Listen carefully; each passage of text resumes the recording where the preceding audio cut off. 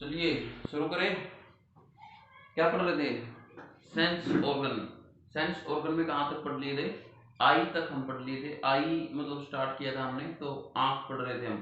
ठीक है, आंख में ज्यादातर हिस्सा हमने पढ़ लिया है कि क्या क्या कैसे होती है। अब बस थोड़ा सा ही रहता है, जो हमारी आंख के पीछे से ये वाली जो नसें यहाँ से जारी रहती है ब्रेन के पीछे से, उनको हमने पढ़ना है और एक दो बीमारी के बारे में हम डिस्कस करेंगे। ठीक है, तो करें स्टार्ट। चलिए, आंख में हमने पढ़ लिया था रेटिना तक, उनके अंदर जो लिक्विड भरा हुआ होता है वो पढ़ लिया था। अब हमने आगे पढ़ना आंख के अंदर कि हमारी, ये देखिए, ये क्या हो गई?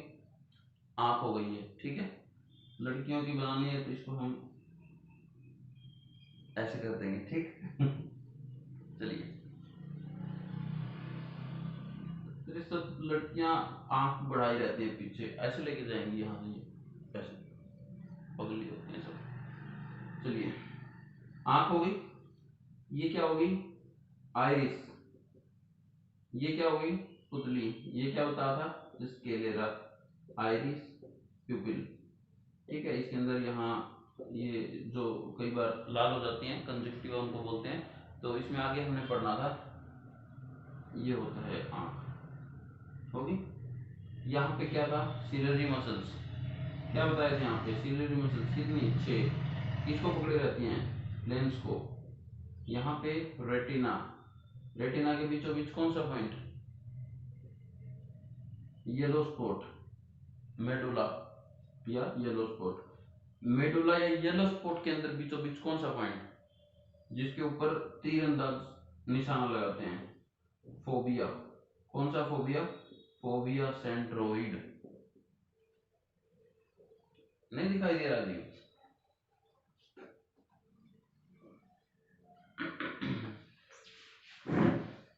Phobia centroid.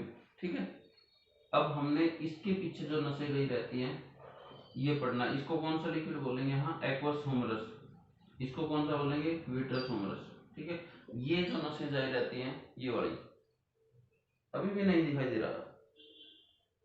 अच्छा चलिए, एक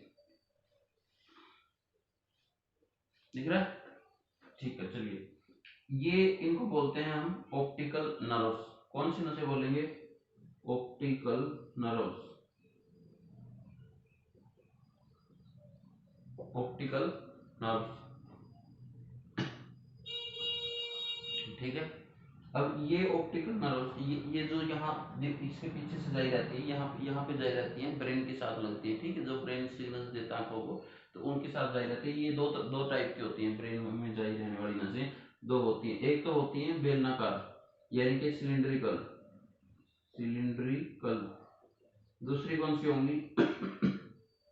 कोनिकल, शंक्वाकार। बेलनाकार और शंक्वाकार। आंख में ऑप्टिकल नर्व्स में से जो नसें ब्रेन तक जाए रहती हैं वो कौन सी होती हैं? एक होती है बेलनाकार यानी कि सिलिंड्रिकल, और दूसरी होती है शंक्वाकार यानी कि कोनिकल। तो सिलिंड्रिकल जो नसें होती है हमारी, बेलनाकार जो नसें होती हैं इस टाइप की होती है, बेलन की जैसी बनी होती है। ठीक है, और सिलिंड्रिकल कैसे बनी हुई होती है? कोन के जैसी बनी होती है, ऐसी।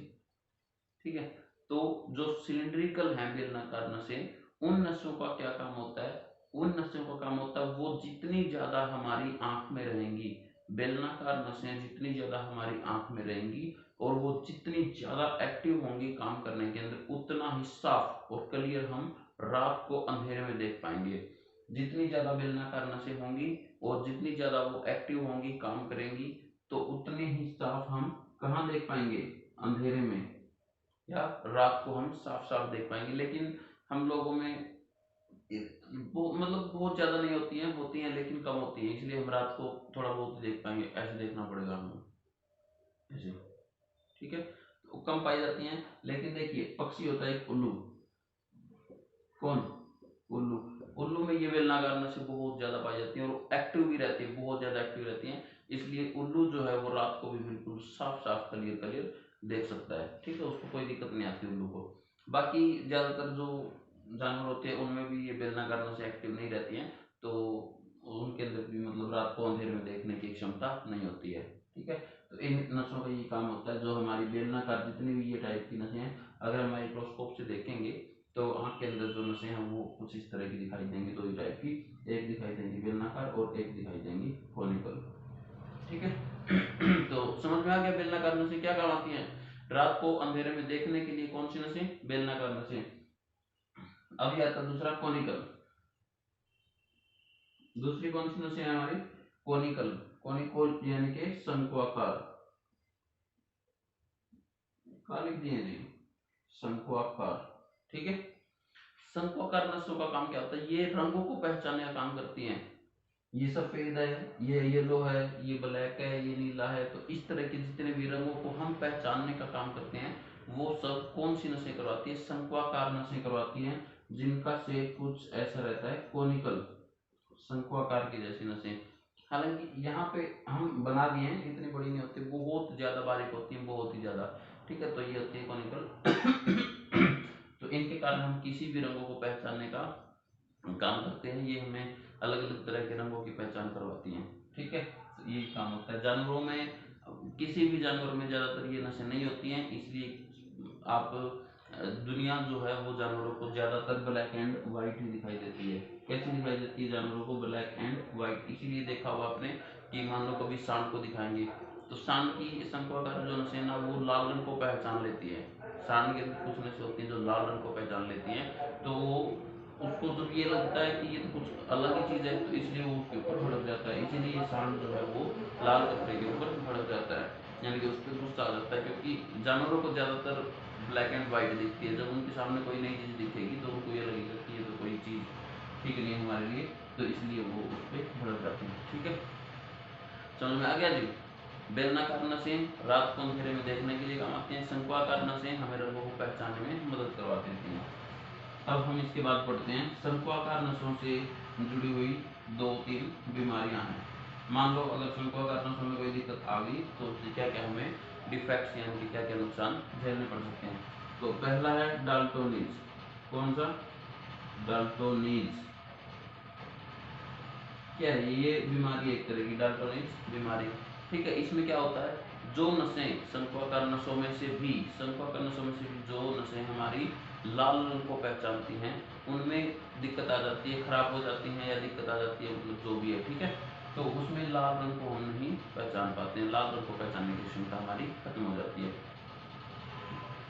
इसके अलावा एक होती है कलर ब्लाइंडनेस। कलर ब्लाइंडनेस क्या बोलेंगे जिसको हिंदी में, रंग अंधता। कलर ब्लाइंडनेस को क्या बोलते हैं, रंगों की पहचान, रंगांधता कुछ ऐसा बोलते हैं। ठीक है, हिंदी में देख लेना आप लोग। तो कलर ब्लाइंडनेस, इसमें क्या होता है, हमारी जो शंक्वाकार नसें हैं वो लाल और हरे रंग को, लाल और हरे रंग को, कौन सा रंग प्रभावित होता है इसमें, लाल एंड हरा, इन रंगों को पहचानने की जो क्षमता है वो कम हो जाती है। इसीलिए देखिए जब भी आप कभी भी मेडिकल करवाने जाएंगे तो आपसे रंगों की पहचान करवाई जाएगी। एक टेस्ट दिया जाता है, ऐसे ऐसे ऐसे बिंदु होते हैं, उसके अंदर लाल और हरे रंग से मान लो लिख दिया 56, तो आपसे पूछेगा कि क्या लिखा हुआ है। ये इससे देखने का मतलब सिर्फ ये होता है कि आपकी जो शंक्वाकार नसें हैं वो ठीक से काम कर रही हैं या नहीं, और कितनी तेजी से आप रंगों को पहचान कर पाते हैं। ठीक है, तो ये काम होता है इसमें, लाल और हरे रंग में दिक्कत आ जाती है कलर ब्लाइंडनेस में। और ये बीमारी जेनेटिकली भी हो जाती है। जेनेटिकली कैसे होगी, मान लो मदर और पेरेंट्स, यानी कि पेरेंट्स में से मदर या फादर में से दोनों में एक को है, तो फादर के अंदर कौन से क्रोमोसोम होते हैं, एक्स और वाई। मदर के अंदर कौन से होते हैं, सिर्फ वाई।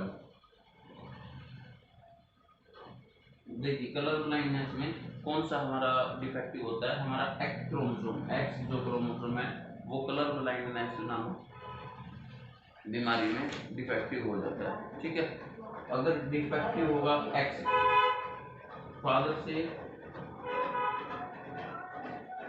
फादर से आया एक्स, इधर से भी आया एक्स, तो मान लो बेटी हुई। अगर ये बीमारी फादर को है तो किसको हो जाएगी जेनेटिकली, बेटी को।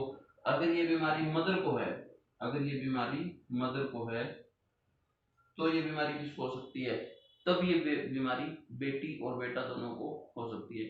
अगर ये बीमारी फादर के अंदर है तो किसको हो सकती है, फादर के अंदर है तो, क्योंकि मदर में से तो एक्स क्रोमोसोम ही आता है, और जिसका एक्स क्रोमोसोम में डिफेक्टिव है, ठीक है, तो ये बीमारी हो जाएगी बेटी को। अगर ये बीमारी मदर के एक्स क्रोमोसोम में है, यानी कि लेडीज के एक्स क्रोमोसोम में है, तो यहाँ से तो एक्स ही आना है दोनों में से, लेकिन मान लो यहाँ से एक्स आ गया तो ये बीमारी बेटी को हो जाएगी, अगर यहाँ से वाई आ गया तो ये बीमारी बेटे को हो जाएगी, ठीक है। तो यानी कि अगर ये बीमारी पुरुष में है और तो ये बीमारी बेटी को हो सकती है, अगर ये बीमारी मदर में है या महिला में है तो ये बीमारी बेटा और बेटी उनके जो भी बच्चा होगा दोनों में से किसी को भी हो सकती है, ठीक है। तो ये था कलर ब्लाइंडनेस। और ये बीमारी ऐसी होती है, इसमें इस बीमारी का कोई इलाज नहीं होता है, क्योंकि इसकी जो नसें होती है शंक्वाकार नसें वो बहुत ज़्यादा पतली और बहुत ही ज़्यादा बारीक होती है, इतनी पतली होती है कि दिखाई नहीं देती, माइक्रोस्कोप से भी बहुत ज़्यादा जूम करने पर ये दिखाई देती है।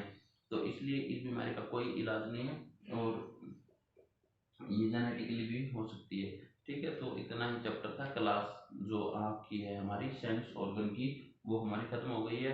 अब हल्का सा अगर आप कहते हैं तो रिवाइज कर लेते हैं, ले लें जी रिवाइज, चलिए ठीक है, थोड़ा सा रिवाइज ले लेते हैं हम हल्का हल्का, ताकि आप लोगों का भी रिवीजन हो जाए। सबसे पहले हमने क्या पढ़ा था, आंख हमारा एक सेंस ऑर्गन है जो सबसे ज्यादा दूर तक हमारे किसी भी चीज को देखने को सेंस कर सकता है। आंख के अंदर होता है जो ब्लैक रंग की आइरिस होती है, इसके अंदर जो व्हाइट पोर्शन में दिखाई दे रहा है तो स्क्लेरा बोलते हैं।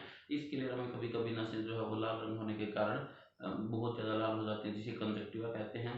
आइरिस का काम होता है लाइट को नियंत्रित करना, और इसके अंदर जो बिंदु होती है छत्रसी, इसको बोलते हैं प्यूपिल, इसका काम होता है आँख के अंदर प्रकाश को लेके जाना। इसके ऊपर स्क्लेरा और आइरिस के ऊपर होती है कॉर्निया की परत, उसी कॉर्निया को नेत्रदान में दान किया जाता है।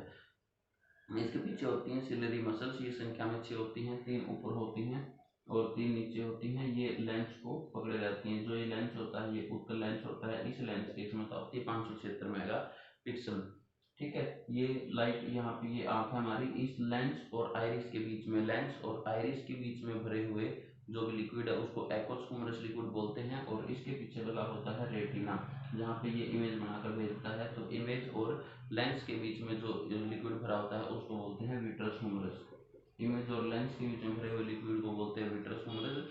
इस रेटिना के ऊपर एक जगह बहुत साफ इमेज बनता है, इसके बीचों बीच उस जगह को बोलते हैं मेडुला या येलो स्पॉट। उस मेडुला या येलो स्पॉट के अंदर भी एक बहुत ही ज्यादा, जहाँ पे जो तीरंदाज होते हैं वो अपना निशाना लगाते हैं, देखा होगा आपने, ऐसे ऐसे ऐसे ऐसे ऐसे करके। तो ये जो पॉइंट होता है यहाँ पे जो निशाना लगता है वो होता है, उसको बोलते हैं फोविया सेंट्रोइड, फोविया सेंट्रोइड, ठीक है। लाइट बहुत ज़्यादा आएगी तो आँख की आइरिस सिकुड़ जाती है, लाइट बहुत कम आएगी तो आँख की आइरिस फैल जाती है। इसके बाद हमने ये देखा था कि जो आँख है हमारी उसके अंदर ये पढ़ लिया था हमने, आँख का मेगा पिक्सल 1276 होता है। ऑप्टिकल नर्व्स नामक आँखें उसमें होती हैं, ऑप्टिकल नर्व्स नसें होती है जो हमने आज ही पढ़ा है, बेलनाकार होती हैं और शंक्वाकार 2 तरह की होती हैं।